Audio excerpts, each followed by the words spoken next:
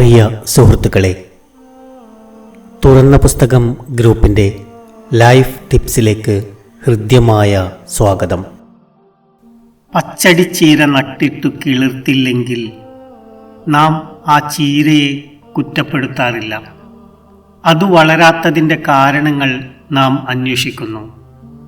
അതിന് വളമോ കൂടുതൽ വെള്ളമോ വേണമായിരിക്കാം, അല്ലെങ്കിൽ വെയിൽ അത്ര കണ്ട് വേണ്ടായിരിക്കാം. ചീരയിൽ നാം ഒരിക്കലും കുറ്റം കണ്ടെത്തുകയില്ല. പക്ഷേ നമ്മുടെ സുഹൃത്തുക്കളുമായോ കുടുംബത്തിലുള്ളവരുമായോ പ്രശ്നങ്ങളുണ്ടായാൽ നാം അവരെ കുറ്റപ്പെടുത്തുന്നു.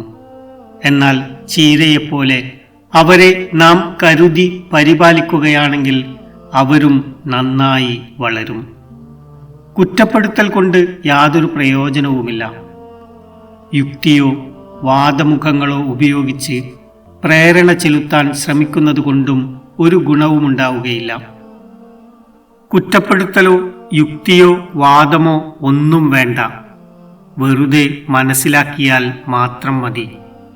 നിങ്ങൾ മനസ്സിലാക്കുകയും മനസ്സിലാക്കുന്നുവെന്ന് കാണിക്കുകയും ചെയ്താൽ നിങ്ങൾക്ക് സ്നേഹിക്കാൻ കഴിയും. സ്ഥിതിഗതികൾ മാറുകയും ചെയ്യും. ഒരു ദിവസം പച്ചടിച്ചീരയെ കുറ്റപ്പെടുത്താതിരിക്കുന്നതിനെക്കുറിച്ച് ഞാനൊരു പ്രഭാഷണം നടത്തി.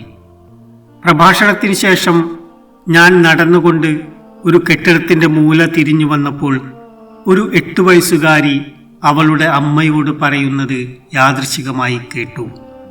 മമ്മി, എനിക്ക് വെള്ളമൊഴിക്കാൻ ഓർക്കണേ, ഞാൻ അമ്മയുടെ പച്ചടിച്ചീരയാണ്. അവൾ അക്കാര്യം പൂർണ്ണമായി മനസ്സിലാക്കിയതിൽ എനിക്കൊരുപാട് സന്തോഷം തോന്നി. അപ്പോൾ ഞാൻ അവളുടെ അമ്മയുടെ മറുപടിയും കേട്ടു. ഉവ്വ മോളെ, ഞാൻ നിന്റെ ചീരയാണെന്നതും മറക്കല്ലേ.